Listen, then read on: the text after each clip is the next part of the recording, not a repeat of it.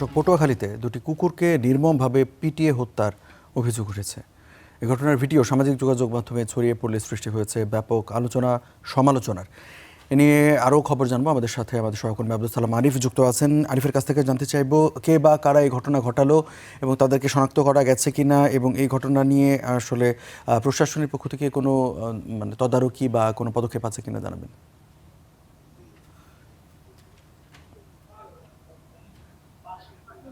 জি রঞ্জু, আপনাকে ধন্যবাদ। আমি যদি বলি যে এই মুহূর্তে আমি কিন্তু সেই ঘটনাস্থলে রয়েছি, সেই আউলিয়াপুর এলাকায়, পটুয়াখালী সদর উপজেলায়। মূল বিষয়টা হচ্ছে যে এখানে গতকালকের যে ঘটনাটি ঘটেছে এটি খুবই নির্মম এবং অমানবিক কাজ। ইতিমধ্যে এই এলাকায় কিন্তু প্রশাসনের পক্ষ থেকে তারা তদন্ত শেষ করেছেন এবং আজ সকালে আমাদের পটুয়াখালীর যিনি উপজেলা নির্বাহী অফিসার রয়েছেন এবং সদর থানার অফিসার ইনচার্জ রয়েছেন তাদের সাথে আমার কথা হয়েছে। তারা যেটি জানিয়েছেন যে গতকাল থেকে এই মামলার প্রক্রিয়াটি শুরু হয়েছে।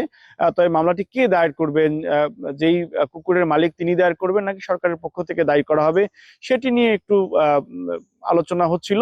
এবং আজ আমাকে সদর থানা ওসি যেটি নিশ্চিত করেছেন সেটা হচ্ছে যে প্রাণী সম্পদ অধিদপ্তরের থেকে যিনি কর্মকর্তা রয়েছেন তারা বাদী হয়ে সরকারের পক্ষ থেকেই মামলাটি দায়ের করা হবে এবং এরপরেই কিন্তু এই মামলার আইনি প্রক্রিয়া সেটি শুরু হবে। আরেকটি বিষয় হচ্ছে যে এই ঘটনার সাথে সম্পৃক্ত যে এই দুজন ব্যক্তি তাদেরকে কিন্তু চিহ্নিত করা গেছে, কিন্তু তারা এখন পলাতক রয়েছেন। যেহেতু এটি সারা দেশে ব্যাপক আলোচিত একটি বিষয় এবং সরকারের এই বিষয়ে খুবই কনসার্ন, সেই ক্ষেত্রে তারা কিন্তু ঘটনার পর থেকেই পলাতক রয়েছেন এবং স্থানীয় মানুষের মধ্যেই কিন্তু এটি নিয়ে ব্যাপক ক্ষোভ রয়েছে।